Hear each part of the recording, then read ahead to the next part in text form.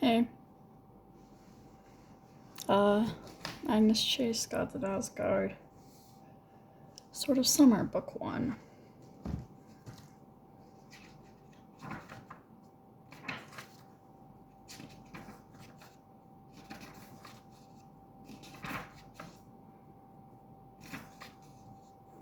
Good morning. You're going to die.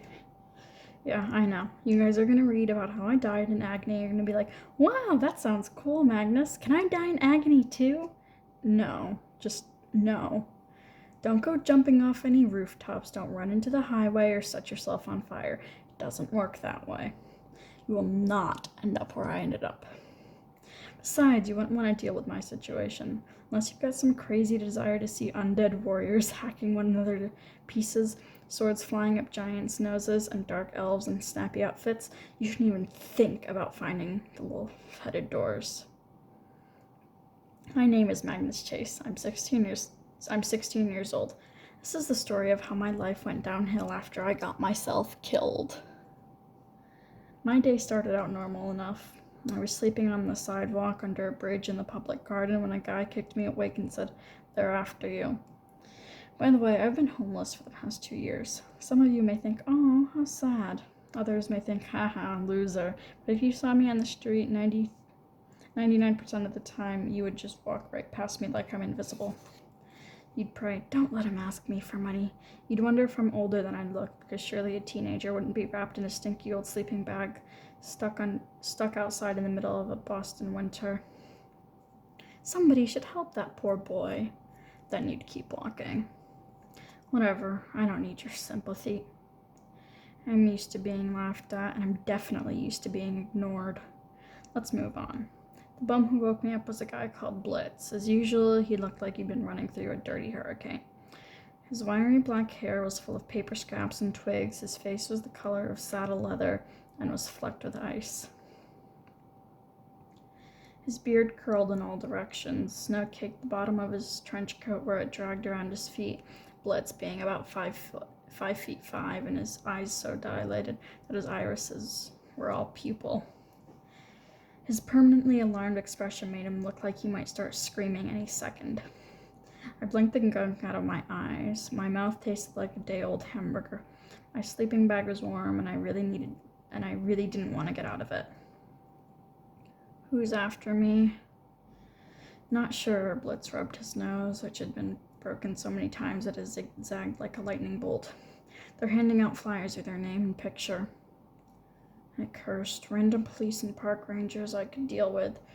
Truant officers, community service volunteers, drunken college kids, addicts looking to roll somebody small and weak. All those would have been as easy to wake up to as pancakes and orange juice.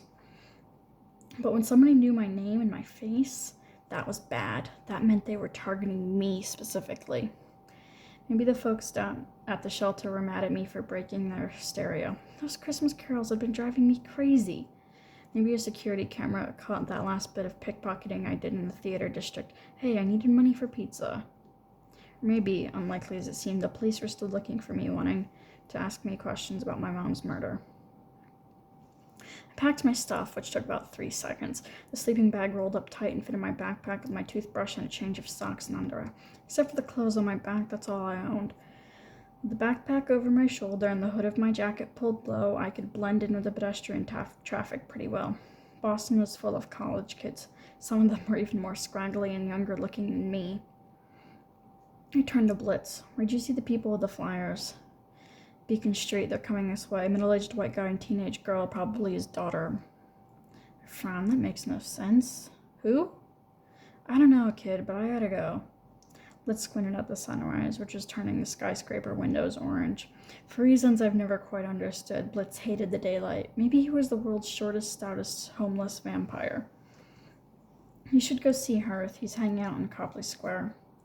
I tried not to feel irritated. The local street people jokingly called Hearth and Blitz my mom and dad because one or the other always seemed to be hovering around me. "I appreciate it," I said. "I'll be fine." Blitz chewed his thumbnail. "I don't know, kid, not today. You gotta be extra careful." "Why?" He glanced over my shoulder. "They're coming." I didn't see anybody. When I turned When I turned back, Blitz was gone. I hated it when he did that. Just poof. The guy was like a ninja, a homeless vampire ninja. Now I had a choice. Go to Copley Square and hang out with Hearth, or head towards Beacon Street and try and spot the people who were looking for me. Blitz's description of them made me curious. A middle-aged white guy and a teenage girl searching for me at sunrise on a bitter cold morning? Why? Who were they?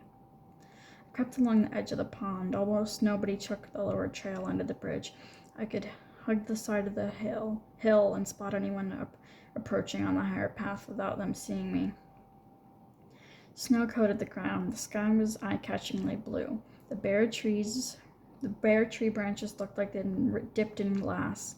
The wind cut through my layers of clothes, but I didn't mind the cold. My mom used to joke that I was half polar bear. Damn it, Magnus, I chided myself. After 2 years, my memories of her were still a minefield. I stumbled over one, and instantly my composure was blown to bits. I tried to focus. The man and the girl were coming this way. The man's sandy hair grew over his collar, not like an intentional style, but like he couldn't be bothered to cut it. His baffled expression reminded me of a substitute teacher's. I know where I spit one, but I have no idea where it came from. His dress shoes were totally wrong for a Boston winter. His socks were different shades of brown. His tie looked like it had been tied while he spun around in total darkness. The girl was definitely his daughter. Her hair was just as thick and wavy, though lighter blonde. She was dressed more sensible in snow boots, jeans, and a parka, with an orange t-shirt peeking out at the neckline. Her expression was more determined, angry. She gripped a sheaf of flyers like they were essays she'd been graded on unfairly. If she was looking for me, I did not want to be found. She was scary. I didn't recognize her or her dad, but something tugged at the back of my skull, like a magnet trying to pull out a very old memory. Father and daughter stopped where the path forked. They looked around, as if just now realizing they were standing in the middle of a deserted park at a no-thank-you o'clock in the dead of winter. Unbelievable, said the girl. I want to strangle him. Assuming she meant me, I hunkered down a little more. Her dad sighed. We should probably avoid killing him. He is your uncle. But 2 years? The girl demanded. Dad, how could he not tell us for 2 years? I can't explain Randolph's actions. I never could, Annabeth. I inhaled so sharply I was afraid they would hear me. A scab ripped off my brain, exposing wrong memories from when I was 6 years old. Annabeth, which meant the sandy-haired man was Uncle Frederick. I flashed back to the last family Thanksgiving we'd shared, Annabeth and me hiding in the library and Uncle Randolph's townhouse playing with the dominoes while adults yelled at each other downstairs. You're lucky to live with your mama. Annabeth stacked another domino in her miniature building. It was amazingly good with columns in front like a temple. I'm gonna run away. I had no doubt she meant it. I was in awe of her confidence.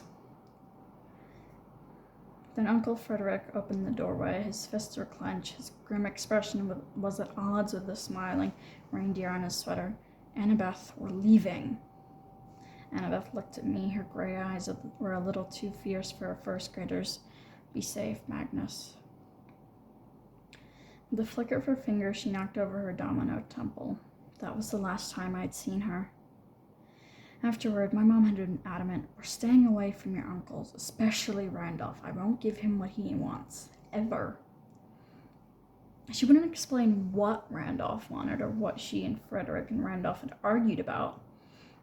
You have to trust me, Magnus. Being around them, it's too dangerous. I trusted my mom. Even after her death, I hadn't had any contact with my relatives. Now, suddenly, they were looking for me.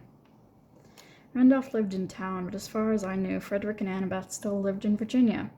Yet here they were, passing out flyers with my name and photo on them. Where had they even gotten a photo of me?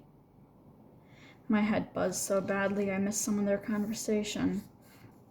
To find Magnus, Uncle Frederick was saying.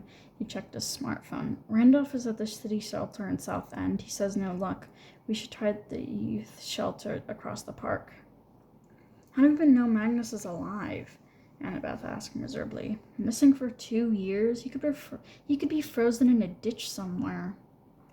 Part of me was tempted to jump out of my hiding place and shout, "Ta-da!" Even though it had been 10 years since I'd seen Annabeth, I didn't like seeing her distressed. But after so long on the streets, I had learned it the hard way. You never walk into a situation until you understand what's going on. Randolph is sure Magnus is alive, Uncle Frederick said. He's somewhere in Boston. If his life is truly in danger. They set off toward Charles Street, their voices carried away by the wind.